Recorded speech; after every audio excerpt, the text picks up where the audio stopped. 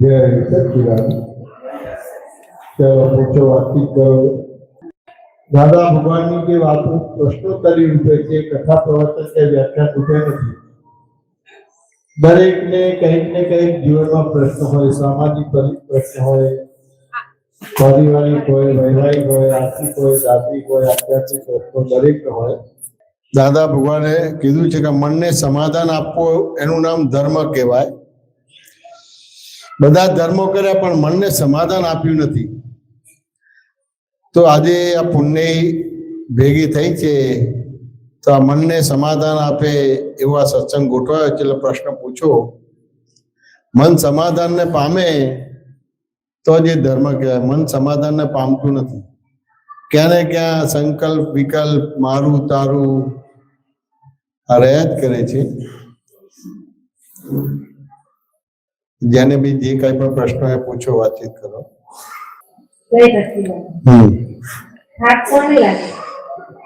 થાક તો કેવું છે કે જેને કરતા જ નથી અને કરતા બન્યા હોય તો થાક લાગે।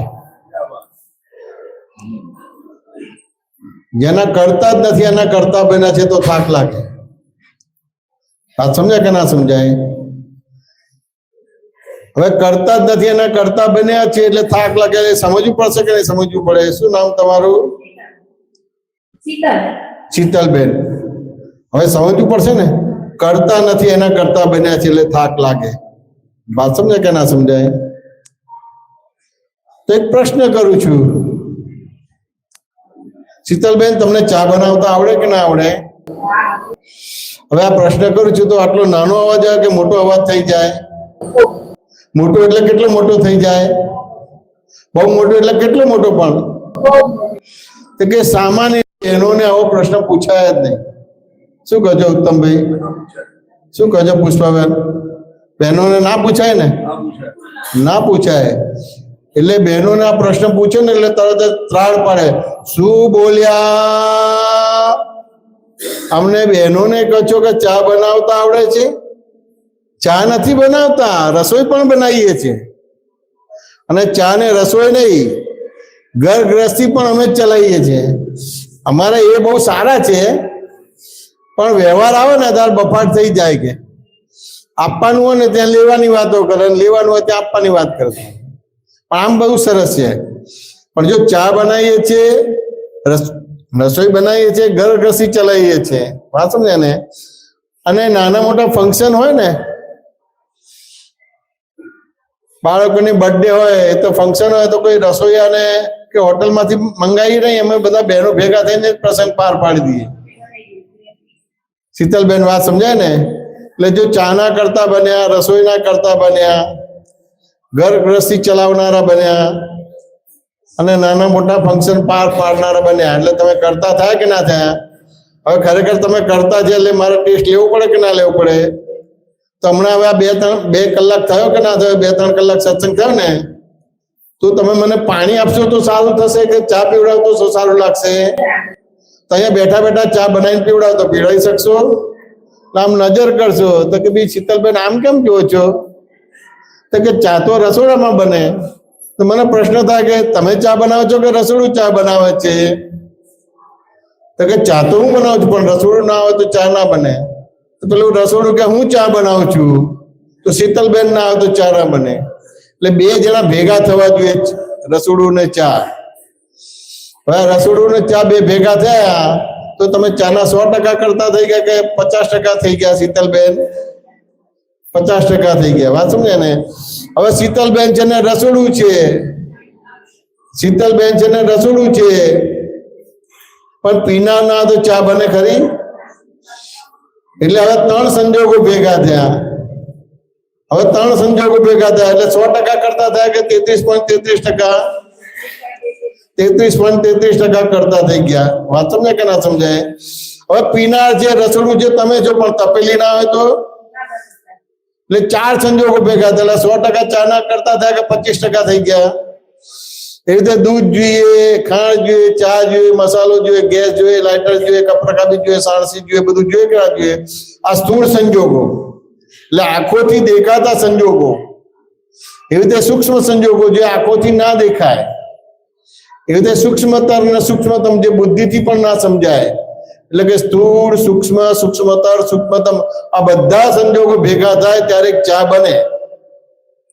હવે આખો આ દાખલો ગણી ગયો તો તમે 100% ચાના કરતા થઈ ગયા કે 0.0001%? તો કે 0.001% કરતા થઈ ગયા. જે 100% કરતા હતા એની જગ્યાએ 0.001% કરતા થઈ ગયા. એટલે કેવળ તમારી હાજરી. આ સમજ્યા ને? તપેલી એ દૂધનું કામ ના કરે, દૂધ એ તપેલી કામ ના કરે, તપેલી અને દૂધ એ ખાંડનું કામ ના કરે, અને ખાંડ એ દૂધ અને તપેલીનું કામ ના કરે. દરેક પોતપોતાની સ્વાભાવિક ક્રિયાના કરતા બન્યા અને વિભાવિક ક્રિયાના અકર્તા બન્યા તો થાક ના લાગે. પણ આ વિભાવિક ક્રિયાના જેના કરતા જ નથી એના કરતા બની ગયા છે એટલે થાક લાગે છે, કંટાળો આવે છે, આળસ ચડે છે, ગુસ્સો આવે છે, ક્રોધ, માન, માયા, રાગ, દ્વેષ થાય છે. વાત સમજે કે ના સમજાય? ચલો તમે કરો છો તો પહેલા તમારી જાતને કે તમારા કુટુંબ પરિવાર કે વડીલોને મરવા ના દો, પણ મૃત્યુ થાય છે કે નથી થતું?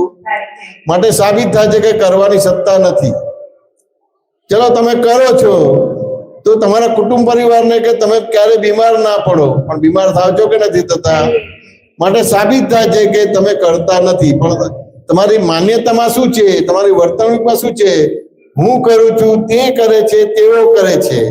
એટલે કરતા પણ અનુભૂત વળગ્યું છે. માટે થાક લાગે છે, કંટાળો લાગે છે, આળસ ઉભી થાય છે, તું મેમે થાય છે, ક્રોધ, માન, માયા, રાગ, દ્વેષ ઉભા થઈ જાય છે. શીતલબેન વાત સમજાય કે ના સમજાય? એવી રીતે તમે બોલો છો કે બોલાઈ જાય છે? એવી રીતે તમે વિચારો છો કે વિચારાઈ જાય છે? તો જો તમે કરતા નથી, બોલતા નથી, વિચારતા નથી, વિચારાઈ જાય છે, બોલાઈ જાય છે, જો આ સમજણ હોય તો તમને થાક નહીં લાગે, કંટાળો નહીં લાગે, આળસ નહીં થાય, ક્રોધ, માન, માયા કે તું મેમે નહીં થાય. પણ ક્યાં ને ક્યાં તમારી અજ્ઞાનતાથી બહિર્મુખ દ્રષ્ટિના આધારે ક્યાં ને ક્યાં કરતા બની ગયા છો, બોલનારા થઈ ગયા છો, વિચારનારા થઈ ગયા છે. એટલે થાક લાગે છે, કંટાળો લાગે છે, તું મેમે થાય છે, ક્રોધ, માન, માયા, રાગ, દ્વેષ આ બધી વસ્તુ થાય છે. એટલે તમારે આ બધામાંથી બહાર નીકળવું તો હું કોણ છું એ જાણવું પડશે. અને હું કોણ છું એ કોનાથી જાણી શકાશે? કે જ્ઞાની પુરુષથી જાણી શકાશે. પણ એ શાસ્ત્ર જ્ઞાની ના જોઈએ, અનુભવી જ્ઞાની પુરુષ જોઈએ. આ શું ને એ જ્ઞાની પુરુષને ખોળવાના છે, અને ખોળતા ખોળતા મળી જાય તો બે હાથ જોડવાનો છે, પરમ વિનય ને હું કાંઈ જાણતો નથી ભાવ સમર્પણ કરવાનો છે. એટલે એ તમને તમારા સ્વરૂપનું ભાન કરાવી દેશે. સ્વરૂપનું ભાન થઈ જશે એટલે કરતાપણું જતું રહેશે. સ્વરૂપનું ભાન થશે એટલે ભોગતાપણું જતું રહેશે. એટલે કરતા ભોગતાપણું જતું રહ્યું એટલે થાક લાગવાનો બંધ થઈ જશે. કંટાળો, આળસ, પ્રમાદ, જે ક્રોધમાનમાં એ લોકો ઉભા થાય છે, વીકનેસ છે, નબળાઈ ઉભી થાય છે, ઉભી નહીં થાય. અને મનુષ્ય જીવન એકાદ અવતારમાં, બે અવતારમાં સાર્થક થઈ જશે. શીતલબેન વાત સમજાય કે ના સમજાય? એટલે જેના કરતા નથી એના કરતા બન્યા. ચાલો હવે કરતા બન્યા એટલે ભોગતા થાય એટલે થાક લાગવાનો આવે તમારું. શીતલબેન વાત સમજાય કે ના સમજાય? સમાધાન થયું કે ના થયું? 1% કે 2%? 2% થયું. કે આ વર્તનમાં નથી લાવવાનું, આ ખાલી સમજવાનો ભાગ છે. શીતલબેન એટલે સમજાયું તમારે 1% કે 100% સમજાયું? તો સમજણ તમને વર્તનમાં લાવશે. એટલે કાંતિ આનંદજી કીધું આપણે ખાલી સમજવાનું છે. એટલે સમજણ તમારી બરાબર થઈ ગઈ. એટલે સમજણને બીજા શબ્દમાં દ્રષ્ટિ કહેવામાં આવે છે. અને જેવી દ્રષ્ટિ એવી સૃષ્ટિ બની જાય, બનાવી ના પડે. આમ આંગળી ચીધો કે આ મારા હસબન્ડ છે એટલે તમે ધર્મપત્ની બની ગયા. આ આંગળી ચીધો કે મારો છોકરો છે તો મધર બની ગયા. વાત સમજાય કે ના સમજાય? આમ આંગળી ચીધો કે આ મારા મધર છે તો તમે ડોટર બની ગયા. એટલે જેવી દ્રષ્ટિ એવી સૃષ્ટિ બનાવી ના પડે, બની જાય. વાત સમજાય કે ના સમજાય?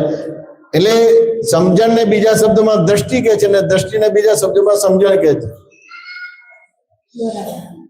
એટલે ક્રિયા એ સમજણની દાસી છે. એટલે આપણે ખાલી ભગવાનની વાતો સમજવાની છે, કરવાની નથી. એટલે સમજાઈ જાય એટલે તમારી દ્રષ્ટિ નિર્મળ થઈ જાય. અને તમારી દ્રષ્ટિ નિર્મળ થઈ ગઈ એટલે તમારું કામ થઈ ગયું, તમારું મનુષ્ય જીવન સાર્થક થઈ ગયું. શીતલબેન વાત સમજાય કે ના સમજાય? સમાધાન થઈ ગયું. બોલો બીજા કઈ પૂછો, વાતચીત કરો. શું કહે છે રુજુતા? આજે નવું કોઈ થાક લાગે છે તો ક્યારેક ક્યાંક કરતા થયા છે, એ નતું લાગતું, એ નતું સમજાતું કે થાક લાગે છે તો એનો કરતા થયા છે, માટે થાક કરતા બન્યા છીએ. હવે કરતા બન્યા એટલે ભોગતા થાય, અને ભોગતા બનો એટલે એના આધાર પાછો કરતા થાય. એ કરતા બનો એટલે ભોગતા થાય. આ સાયકલ ચાલુ જ રહે તમારે. એટલે 4 ગતિને 84 લાખ એની ભટક ભટક ભટક ભટક કરવું પડે. હવે ખરેખર તમે કરતા છો જ નહીં, ખાલી આરોપ જ કરો છો. આ ચાલુ ખાલી કેવળ કેવળ કેવળ કેવળ આરોપણ જ કરો છો, કરતા છો જ નહીં. સાચું ને? કે ખરેખર કરતા છો? એનો મતલબ એ છે કે હું જે કામ કરું છું એનાથી થાક નથી, માનસિક થાક લાગે છે, એવું કહેવાનું. હા, એટલે એકચ્યુઅલી કેવું છે, મેન્ટલ પ્રોબ્લેમ ને પ્રોબ્લેમ કહેવામાં આવે છે, મિકેનિકલ પ્રોબ્લેમ ને પ્રોબ્લેમ નથી કહેવામાં આવતું. વાત સમજાય કે ના સમજાય? એટલે આજે તમને થાક લાગે છે ને મિકેનિકલ પ્રોબ્લેમ છે, પણ ખરેખર થાક છે નથી લાગે તો કે મેન્ટલ પ્રોબ્લેમ. જેના કરતા નથી એના કરતા બન્યા છે. વાત સમજાય ને? હવે કરતા બન્યા એટલે ભોગતા બનશો, એટલે આ સાયકલ ચાલ્યા જ કરશે તમારું. એ ગમે તેટલું કરશે પણ તેમ છતાં થાક લાગશે, કંટાળો લાગશે, પછી તું મેં થશે, ક્રોધમાન માયેલું થશે, રાગદ્વેષ થશે, અને આમ 4 ગતિને 84 લાખ એની ભટક ભટક ભટક કરવાનું રહે. વાત ને કે ના સમજાય? એટલા માટે દાદા ભગવાને બહુ સ્પષ્ટ કીધું છે, હિન્દુ મુસલમાન એ ધર્મ નથી, એ ઊંચા પ્રકારની ઇન્સ્ટિટ્યૂટ સંસ્થા છે. સાચું ને? એટલે ધર્મ કોને કહેવામાં આવે છે? કે જે મનને સમાધાન આપે એનું નામ ધર્મ કહેવામાં આવે છે. ક્યારે પણ મનને સમાધાન કોઈ જીવે આપેલું નથી. વાત સમજાય કે ના સમજાય? વ્રત નિયમ તપ જપ બધું કર્યું છે પણ મનને સમાધાન નથી આપ્યું. જે દિવસે મનને સમાધાન આપશે એ દિવસે તમારું મનુષ્ય જીવન સાર્થક થઈ જશે. વાત સમજાય કે ના સમજાય? પૂછો, વાતચીત કરો. અહીંયા એક આ જગ્યાનું એક સર્ચ છે કે અહીંયા આપણી મનોકામના હોય તો એનું કંઈ પણ આપણે ચિઠ્ઠીમાં લખીને રાખીએ તો આપણી મનોકામના પૂર્ણ થાય. બરાબર છે. તો આ આટલું બરાબર છે કે આનાથી આગળ પણ કોઈ સમજવાનું બાકી રહે છે કે મનોકામના તો તમે ધાર કે તમે શું માગીને શું માગશો? ધાર કે તું માગીશ તો શું માગીશ તું રુજુતા? આ સારું થઈ જાય કે ચલો આ સારું થઈ ગયા પછી પ્રોબ્લેમ સોલ્વ થશે કે ઉભો ને ઉભો જ રહેશે? એટલે ફરતીથી પાછી મનોકામના કરીશ એટલે પાછું પછી પ્રાપ્ત થશે, પ્રોબ્લેમ ઉભો થશે કે સોલ્વ થશે? તો માગવાનું શું હોય? તમને મનુષ્ય જન્મ મળ્યો છે કોઈની દીકરી થવા માટે મળ્યો છે? તમને મનુષ્ય જન્મ મળ્યો છે કોઈ ડોક્ટર એન્જિનિયર થવા માટે મળ્યો છે? ખેડૂત થવા માટે મળ્યો છે? તો કોઈ વેપારી થવા માટે મળ્યો છે? તે કે તમને મનુષ્ય અવતાર મળ્યો છે તમારી જાતને ઓળખવા માટે મળ્યો છે. કોઈના હસબન્ડ થવા માટે કે કોઈની વાઈફ થવા માટે કે કોઈના છોકરા થવા માટે નથી મળ્યો. તો પોતે પોતાને કેટલો જાણ્યો છે? બધું જ જાણ્યું પણ પોતે પોતાને નથી જાણ્યો. હા ચલો પોતે પોતાને જાણ્યો નથી પણ પરને પોતાનું સ્વરૂપ કે છે. તું રુજુતા છો કે તારું નામ રુજુતા છે? પણ તારું નામ રુજુતા બોલે છે કે હું રુજુતા છું એવું બોલે છે? એટલે પરને પોતાનું સ્વરૂપ માનું છે. એટલે પોતે પોતાને જાણ્યો નહીં અને પરને પોતાનું સ્વરૂપ માન્યું છે. એટલે 4 ગતિને 84 લાખ એની ભટક ભટક કરવું પડશે. અને મનોકામના એ કરે પણ આ તું માગે એટલે શું થયો? તું ભગવાન થયો કે ભિખારી થયો? વાત સમજાય કે ના સમજાય? હવે ભિખારીની ક્યારે ભીખ સંતોષાય ખરી? એક માટે ને બીજી થાય ને બીજી માટે ત્રીજી થાય, ત્રીજી માટે ચાલ્યા જ કરે તમારું. વાત સમજાય કે ના સમજાય? એટલે પોતે પોતાને જાણવાનો છે પણ પોતે પોતાને જાણ્યો નથી ને પરને પોતાનું સ્વરૂપ માને છે. એટલે પોતે જ પોતાને દુખી કરે છે, પોતે જ પોતાને તારે છે ને પોતે જ પોતાને ડૂબાડે છે. આ જગતમાં કોઈ ડુબાડનારો નથી, આ જગતમાં કોઈ તારનારો નથી. બરાબર. પોતે જ પોતાને તારે છે ને પોતે જ પોતાને ડુબાડે છે. બહુ મોટી વસ્તુ. સાચું ને? અને માંગવાનું જ ના રહ્યું. માગવું એટલે બીજા શબ્દમાં આ તો મોડર્ન થયું માગવાનું. પેલા બાપા પરવશ થઈ ગયા છે એટલે તમારે મંદિર પાસે બેસીને ભીખ માગે છે. તમારે આ મોડર્ન તમારે ભીખ છે, પણ ભિખારી જ છો કે બીજું કઈ છો? ભગવાન થઈને ભીખ માગે છે. બોલો શું કરવાનું થાય? બહુ મોટી વસ્તુ. એટલે સમજવું પડે કે ના સમજવું પડે? આ દાદા ભગવાન તમારું અનંત અવતારનું ભિખારીપણું કાઢવા માટે આવેલા છે. બહુ મોટી વસ્તુ. આ ખાલી પોતે પોતાને જાણી લે, વાત સમજે ને, એના પરને પોતાનું સ્વરૂપ ના માને. એટલા માટે તો ત્રાણ પાડી કૃષ્ણ ભગવાને પર ધર્મ ભયાવહ મામેકમ શરણમ વ્રજ, પર ધર્મ ભય પમાડનારો છે, માટે તું મારા શરણે આવી જા. તે આપણે બધાએ શું મિનિંગ કાઢ્યો? કૃષ્ણ ભગવાને વૈષ્ણવ ધર્મની સ્થાપના કરી, એટલે વૈષ્ણવ ધર્મ એ સ્વ ધર્મ છે અને બીજા બધા પર ધર્મ છે. કે ના, એવો મિનિંગ નથી. પર ધર્મ કોણે કીધો? ઇન્દ્રિયોના ધર્મને તું તારો ધર્મ ના માનતો. સમજે ને? તો કે ઇન્દ્રિયોના ધર્મ એટલે શું કહેવા માંગો છો? તો કે આંખ જોવે છે પણ બોલીએ છે શું? હું જોઉં છું. હાથ કામ કરે છે પણ બોલે છે શું? કે હું કામ કરું છું. પગ ચાલે છે અને કહે છે કે હું ચાલું છું. આ પર ધર્મ ને પોતાનો ધર્મ માન્યો છે, એ ભય પ્રમાણનારો છે, માટે તું મારા શરણે આવી જા. એટલે કે તું આત્મામાં આવી જા. સમજ્યા ને? હવે જે દિવસે આત્મામાં આવી ગયા તમારું મનુષ્ય જીવન સાર્થક થઈ. પણ આત્મામાં આવું એ સમજવું પડશે કે નહીં સમજવું પડે? કોને કહેવાય આત્મામાં આવું? એવું કોને કહેવાય? આત્મામાં આવું એટલે કોઈ ગુરુ થકી કશું તમને કોઈ કૃપા મળે ને તમને અનુભવ થાય, એ રીતે અમે સમજીએ. કે આત્મામાં આવું એટલે પહેલા કાંતિ આનંદજી જે બોલાયું કે પ્રાપ્ત મન વચન કાથી આ જગતના કોઈ પણ જીવને કિંચિત માત્ર પણ દુઃખ ના હો, ના હો, ના હો. આ દરેક ધર્મ વાળા માન્ય કરે કે ના કરે? આની અંદર અહિંસા ધર્મ આવી ગયો કે ના આવી ગયો? અહિંસા પરમો ધર્મ કે છે, આવી ગયો કે ના આવી ગયો? એટલે આ એક વસ્તુથી આત્મામાં એ પોતે આવી શકે. વાત સમજાય કે ના સમજાય? બીજી એક વસ્તુ છે કે તમારી જે બહિર્મુખ દ્રષ્ટિ થઈ છે, અંતર્મુખ દ્રષ્ટિ થઈ જોઈએ. આ સમજાય કે ના સમજાય? પણ હવે બહિર્મુખ દ્રષ્ટિ કોને કહેવાય ને અંતર્મુખ દ્રષ્ટિ કોને કહેવાય સમજવું પડશે કે નહીં સમજવું પડે? તો હવે એક દાખલાથી આપણે સમજીએ કે હું તારી સામે બેઠો છું, તું મારી સામે બેઠી છે. હું તને જોઉં તો તું સીધી દેખાય કે ઊંધી દેખાઈશ? હવે હું દિવાલ તરફ દ્રષ્ટિ કરું અને હું તને જોવા પ્રયત્ન કરું તો દેખાવ કે ના દેખાવું? હવે દિવાલ તરફ દ્રષ્ટિ રાખીને આ બાજુ વળું, આ બાજુ વળું તો દેખાય કે ના દેખાય? હવે દિવાલ તરફ દ્રષ્ટિ રાખીને આ બાજુ નથી વળતો, આ બાજુ નથી વળતો, પણ દિવાલ તરફ દ્રષ્ટિ રાખીને હું 180 ડિગ્રી વળું તો દેખાય કે ના દેખાય? તો સીધી દેખાશે કે ઊંધી દેખાશે? કેમ ઊંધી દેખાશે? કે તમારી દ્રષ્ટિ દિવાલ તરફ છે ને 180 ડિગ્રી તમે વળીને ઊંધી દ્રષ્ટિ કરીને તમે 180 ડિગ્રી વળ્યા છો એટલે ઊંધી દેખાશે. હવે આ 5-25 સેકન્ડ પહેલા તો સરસ મજાની તું હતી. વાત સમજે કે ના સમજાય? તો મને એમ થાય કે આ 5-25 સેકન્ડ પહેલા સરસ મજાની એટલે હું સફાળો થઈ જશે એટલે 180 ડિગ્રી વળ્યો છું એ દ્રષ્ટિ ફેરવી તારી તરફ દ્રષ્ટિ કરીશ એટલે મને સીધી દેખાશે કે ઊંધી દેખાશે?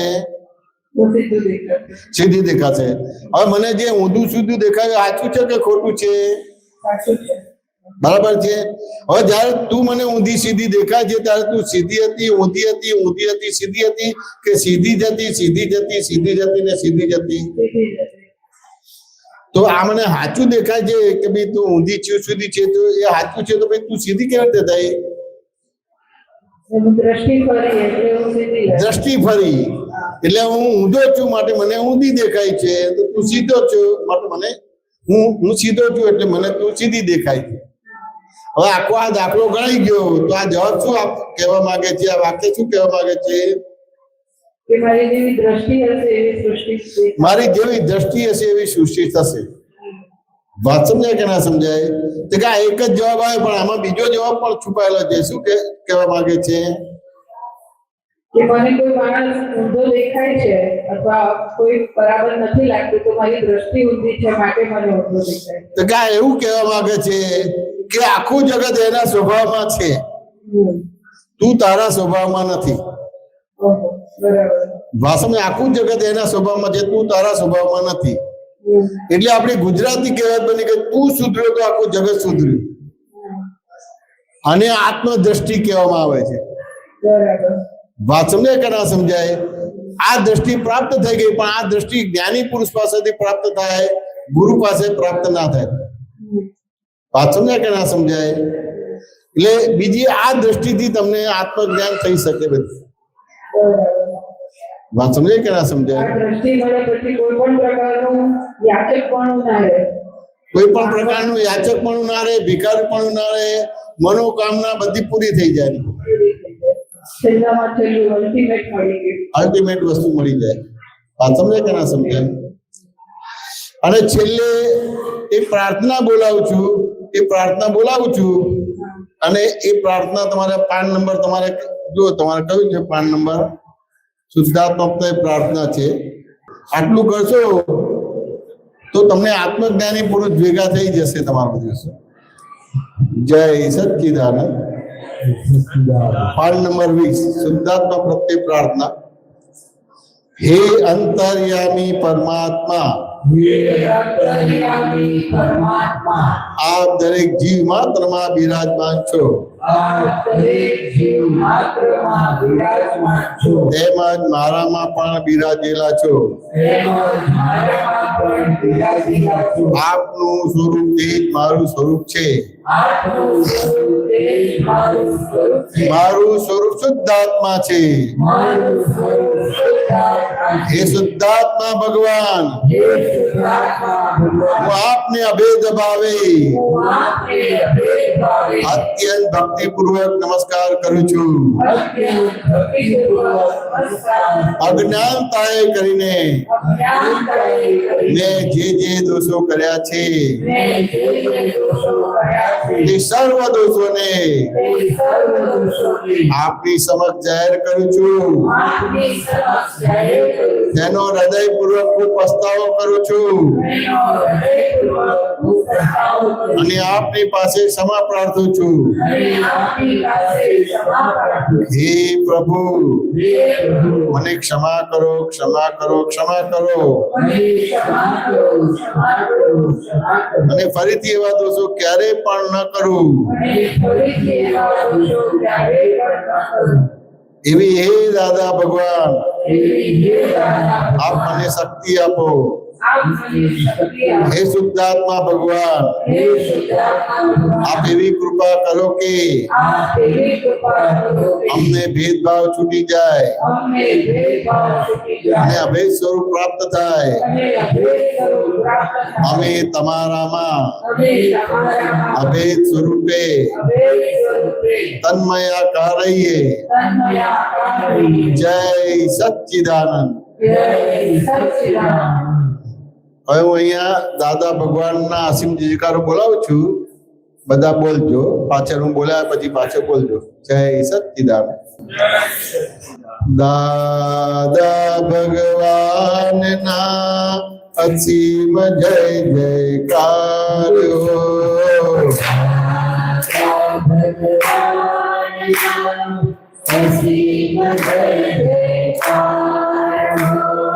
દાદા ભગવાનના અસીમ જય જયકાર હો.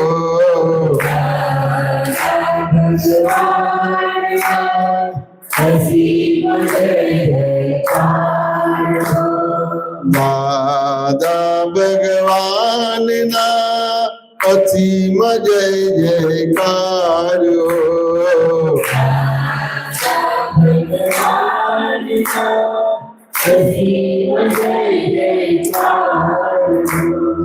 દાદા ભગવાનના અસીમ જય જયકાર હો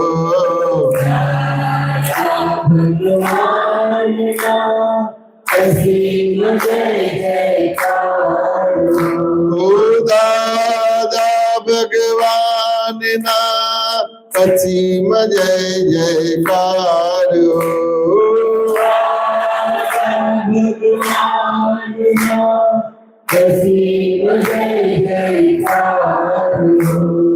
દાદા ભગવાનના અસીમ જય જયકાર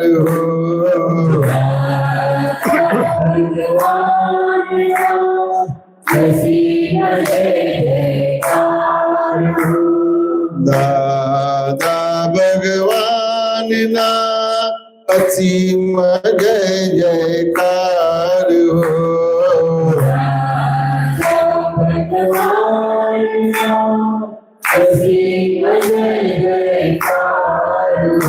ઓ દાદા ભગવાનના અસીમ જય જયકાર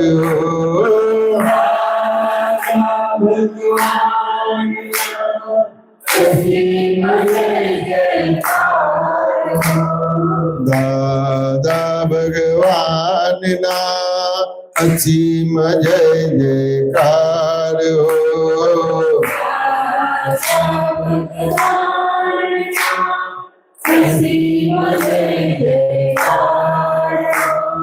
દાદા ભગવાનના અસીમ જય જયકાર દાદા ભગવાનના અસીમ જય જયકાર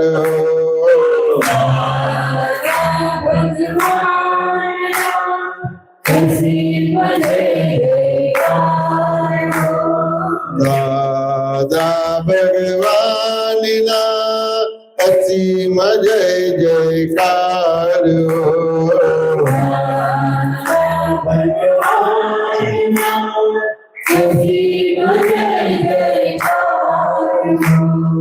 દાદા ભગવાનના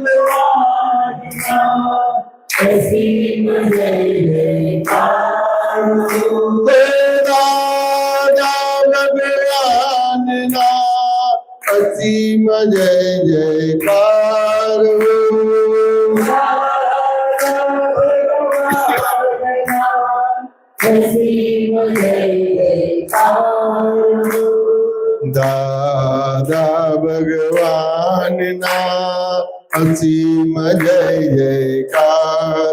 જયકાર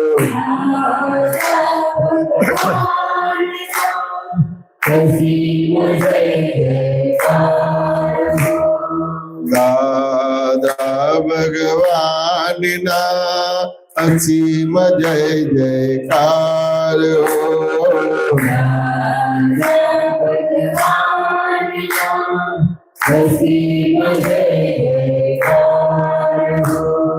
દાદા ભગવાનના અસીમ જય જયકાર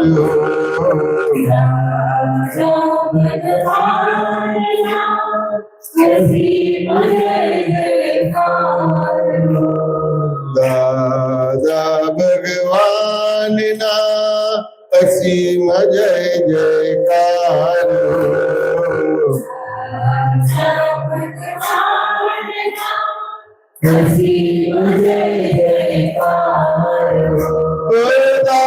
દાદા ભગવાનના અસીમ જય જયકાર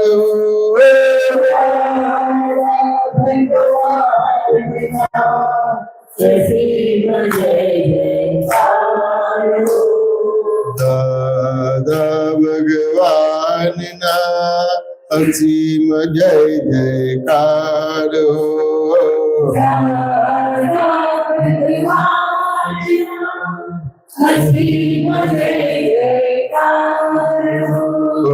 દાદા ભગવાનના અસીમ જય જયકાર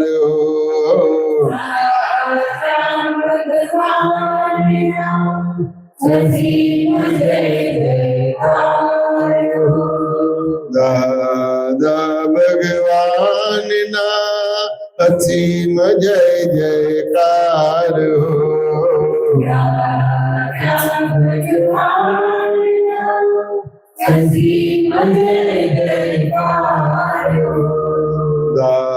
દાદા ભગવાનના અસીમ જય જયકાર દાદા ભગવાનના અસીમ જય જયકાર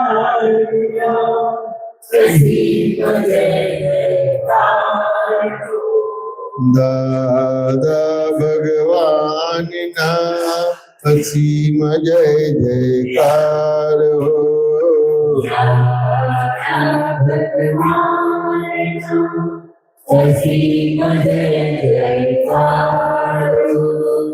દાદા ભગવાનના અસીમ જય જયકાર